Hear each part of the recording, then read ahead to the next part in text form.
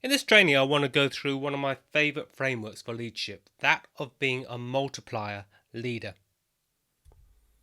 What I'm going to cover is the difference between a diminisher and a multiplier, the benefits of multiplier leadership, and also importantly how to avoid becoming accidentally a diminisher in your leadership and your management style.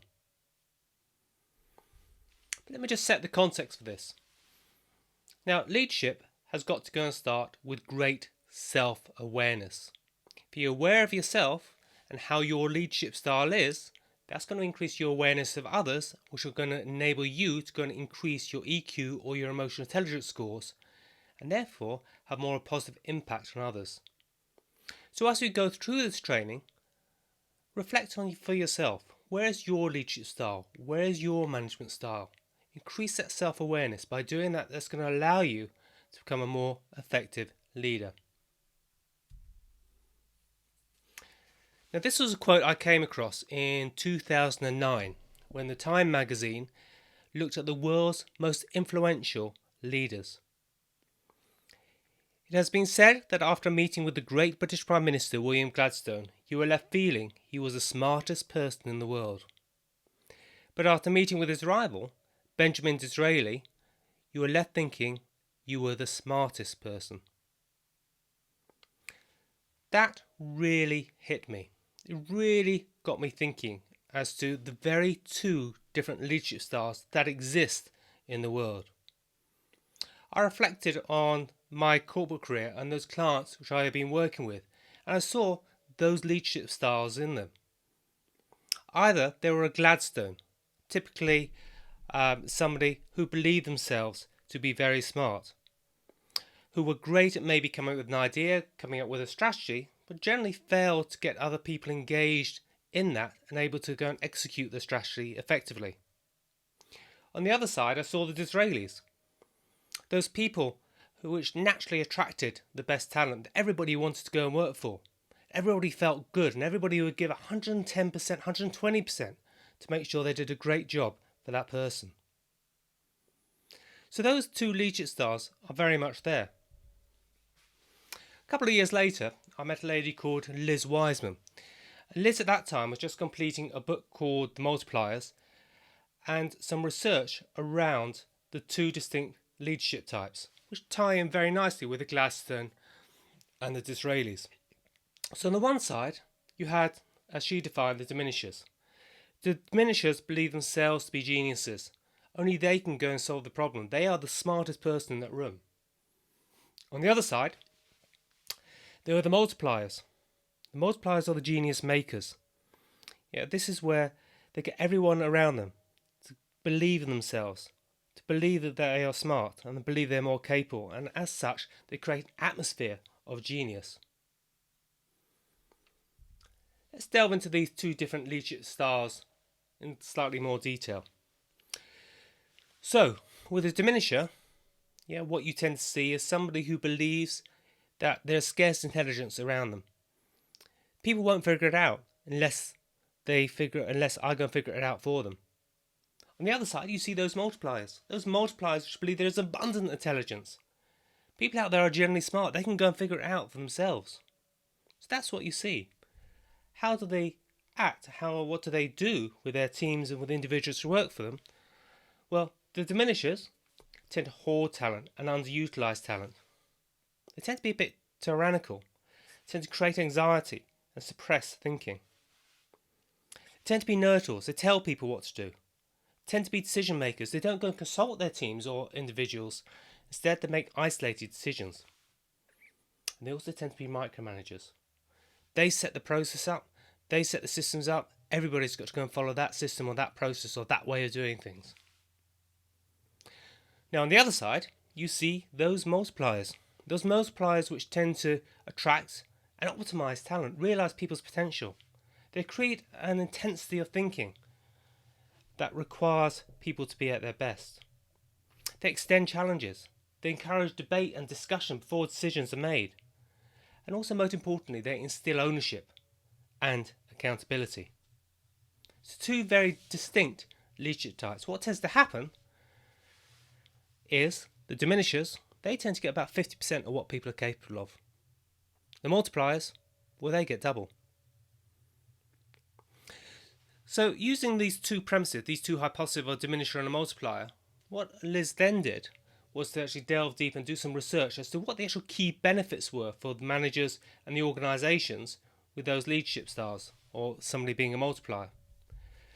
First thing she found was if people are multipliers, they tend to have increased productivity compared to a diminisher type leader.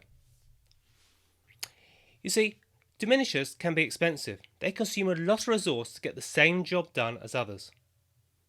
They hire the people, they put them in jobs, but then underutilise their intelligence, their ideas and their capabilities. But their multipliers do exactly the opposite. They leverage whatever resources they are given. Multipliers have figured out a way how to get the best out of people that effectively they double their workforce for free, so thereby doubling that productivity. So the first key benefit of being a multiplier is that increased productivity. Secondly, she found those organisations which have multipliers as leaders tended to attract the best talent and retain the best talent. Perhaps that's not surprising, but when you look at the cycle, what happens with a diminisher being a leader is they may get the A players in because it's a great idea, great concept, great business, but then they tend to get boxed in. They don't perform as well as they could do, so they become A- players.